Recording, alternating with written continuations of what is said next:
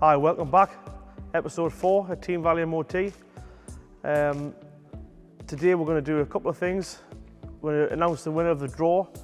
It actually got a lot more traction than we thought, so we assumed that 100 subscribers might take us a month, 2 months, 3 months. Within 2 episodes, about 100 subscribers plus. These videos are actually done a little bit in advance, obviously. By the time we video it, edit it, it goes upstairs to Duo Media, they do their thing. So by the time we'd already made episode 2, then we're already in episode 3, and before we knew it, we had more than 100 subscribers, so we've picked a winner. Remember, if you want to win on the next one, go to our page, click subscribe. When we get to 1,000, we'll give away £1,000, but the winner of £100 is Liam Proudlock. Either get in touch with us. If you're local, we'll come and see you, give you the money. If you're miles away, different country, wherever you are, then just message with your bank details. We'll obviously double check that that's definitely you. We'll send you the money. So at the minute, it's actually 25 to 7 on Wednesday night, and this video is supposed to come out tomorrow morning. So we're going to try and get a quick walk around the workshop, see what's been happening today. There's no staff in, everyone's gone home. That's why it's nice and quiet for a change. We'll run through some things we've done today, some things that's happening tomorrow. But like I say, it needs to be a fairly quick video, and we need to run through what we're going to be doing in the future. So we'll start off on this C4 Cutlass over here.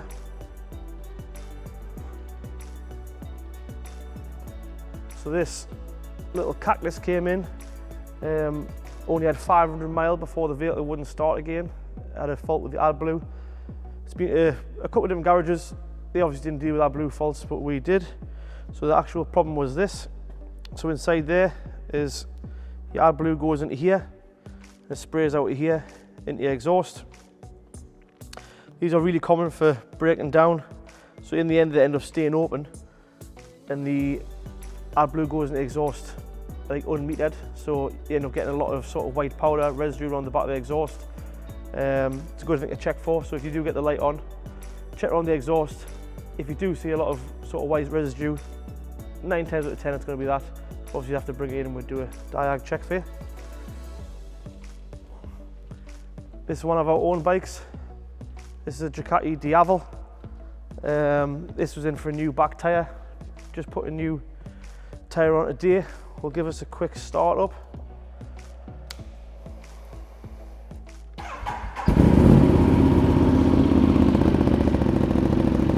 So this bike's pretty loud.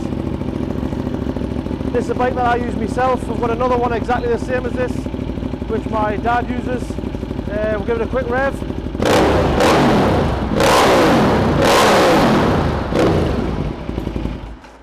That's enough of that. This VW Crafter is in for hard starting.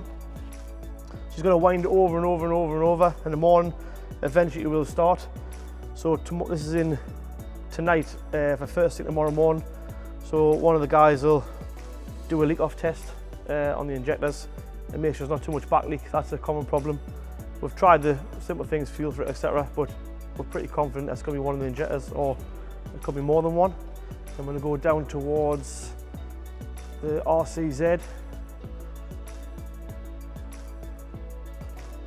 So this here was recovered by the RAC. This is the engine that's used in sort of Peugeot Citroën. It's the Mini, same engine, the Cooper S. So these are really common for timing chains. We've scoped the cam and crank. That's come back, they're not in sync anymore. There's obviously fault codes there for that. It's got a misfire, it's really hard to start, chain's extremely noisy. So that one's all stripping down, new timing chain kit put in, and that'll get this on the way. I think when they made these cars, when I first seen them before they come out, I just assumed it was going to be a rear wheel drive, loads of power, and then when it came out it was actually a little bit disappointing. So they're pretty cool looking, but unfortunately the front wheel drive, they're not mega power. They were a little bit sort of not what I expected. I think it was really similar to when they brought out the Focus RS. Everybody assumed that would be the same as the Cosworth. So you're going to have a 4-wheel drive, sort of like hot hatch, beat anything car, and then the first Focus RS come out, and it's still a really nice car, but disappointing compared to the Cosworth at the time. This was in a previous video of this.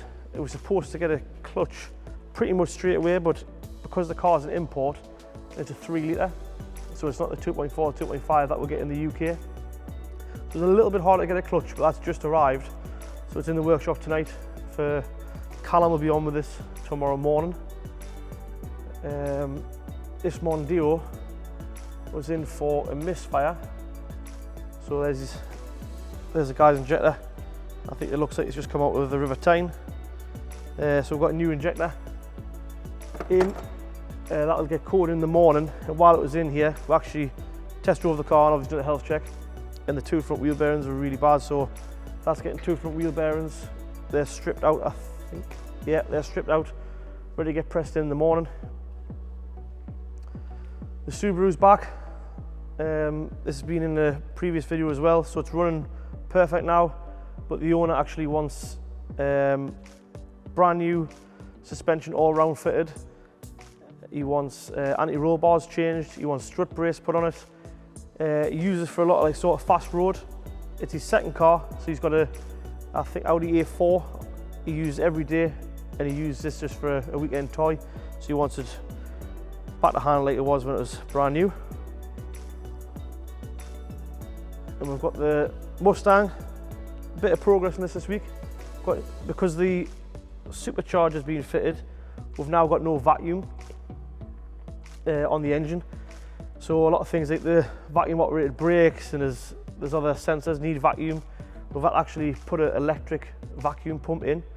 So this is more common obviously on things like a Tesla and cars that have got no engine. Obviously they've got to have an electric vacuum pump. So we fitted a very similar thing from Bosch Motorsport. So we've put the pump in, that's all in the back. We're going to run a vacuum line in. We're going to put an extra chamber in so it's got plenty of vacuum for the brakes. Like I say, all the vacuum pumps all in, the lines are in. There's a T-piece here, so this is a pressure or a vacuum sensor. When it gets to a certain amount of vacuum, it'll stop the pump and that'll just kick in when it needs it. Once that vacuum's all done on this car, hopefully next week or the week after, we should be on the road with this. That's pretty much all it needs. The supercharger's on, oil feeds are done, water pipes on, the new ignition system's done, new HT leads, distributor, everything's brand new in the car. And then it'll go to AAS in Newcastle and they'll make us a little feed pipe for the air filter to go on. And that car should be ready. All the suspension's now done, the brakes are done, the wheels and tyres are all on, done, brand new. And then it'll go, once it's all running and driving perfect, it'll go to Kish Trim in Sunderland. He'll do the full interior, get it a look at how we want it, and they'll be ready to hand back over to the customer.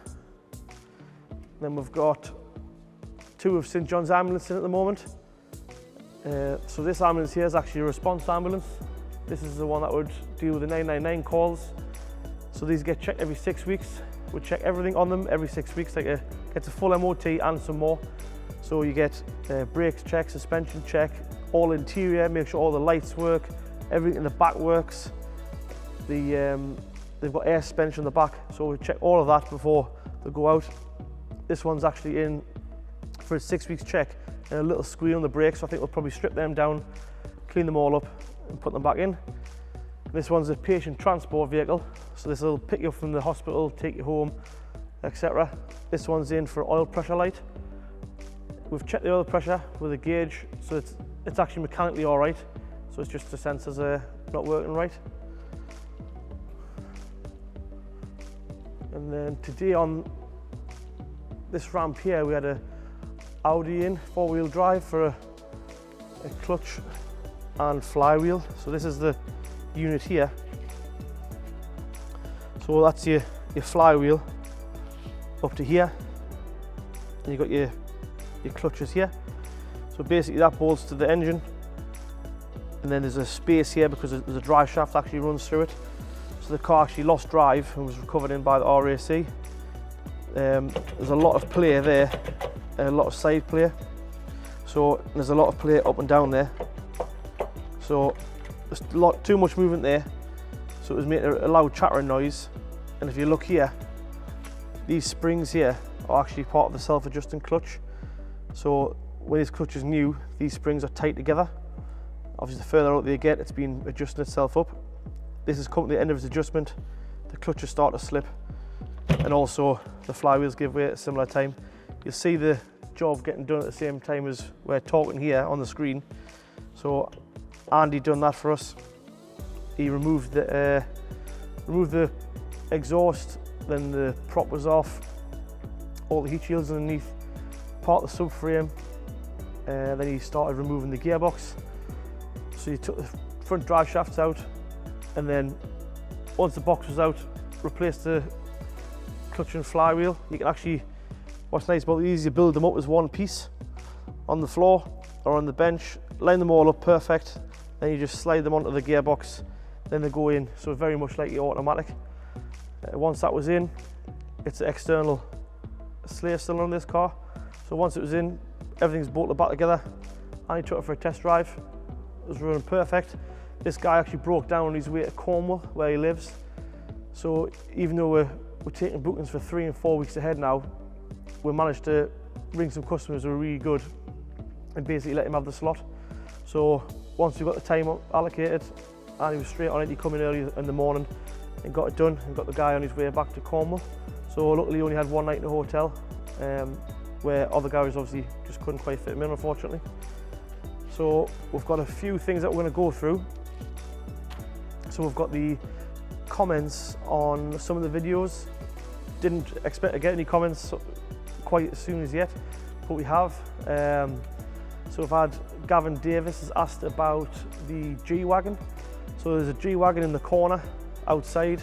That will be coming in and out, and we'll try and do a little episode on that all getting built back together. So that's up and running now. It did come in as a non-runner, had no door cards on, electrics didn't work, but actually mechanically now it's doing really well. We've got some AMG wheels to go on there, we've got an AMG front end to go on. Hopefully it'll look like this when we're finished. We've also had Noel 45. He's saying more power, all the best, so thanks very much, Noel. Hopefully we will show you plenty more power in the future. We've had P911D saying great bikes, keep the videos coming. Hopefully we'll do some more on the bikes. Like I say, everything's all locked up there at the minute because it's after hours. The only bike that's out is Ducati, because I'll be taking that home tonight, I think. A couple of things we're going to talk about is we're going to start going to either local events or other businesses. So we're going to go to a place called Borders Detailing. So they're in the borders of Scotland, and we've actually organised through them.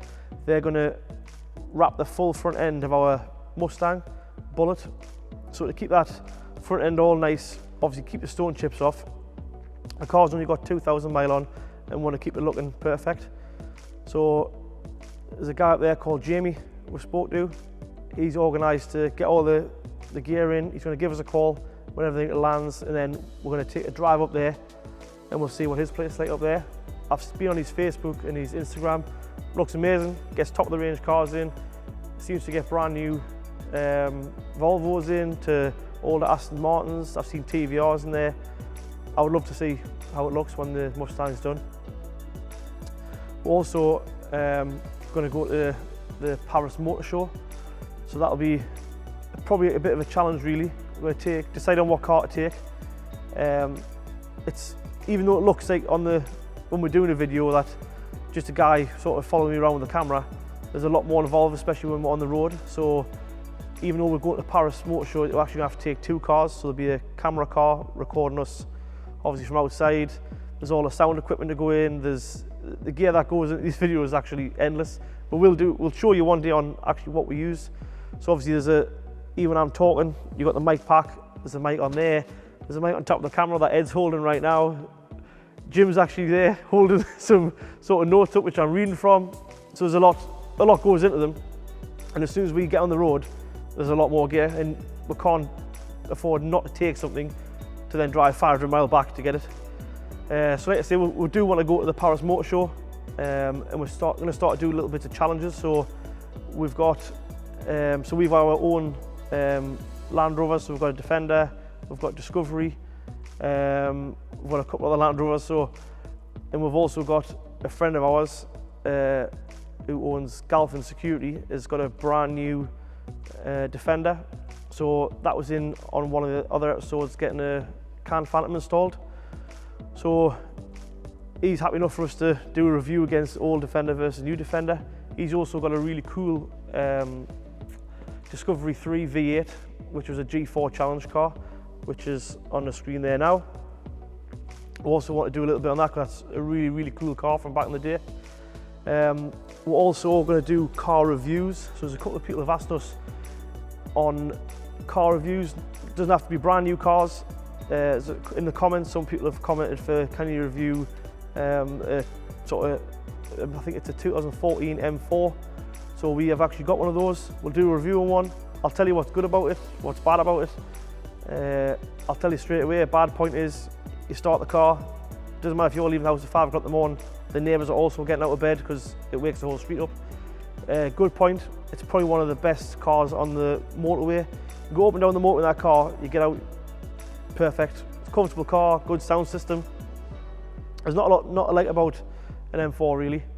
It's very similar to the Mustang. You know, it's like a big touring car really. I think it eats the miles up. Not too bad on fuel if you're not going flat out everywhere.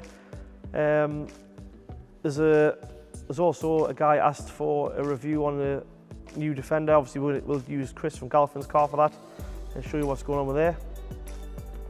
We've basically, what we're looking to do as well is we've seen the subscribers, we've got 130 subscribers now. So if you can go on our channel, click subscribe, and then also share it on all your social media platforms, that would be really helpful. So like I say, Liam Proudlock, he's won the £100. Get in touch. So today is Wednesday. Hopefully the video, if Ed can get it all edited, it'll be out for Thursday. So then all I've got to concentrate on next is getting our 1,000 subscribers.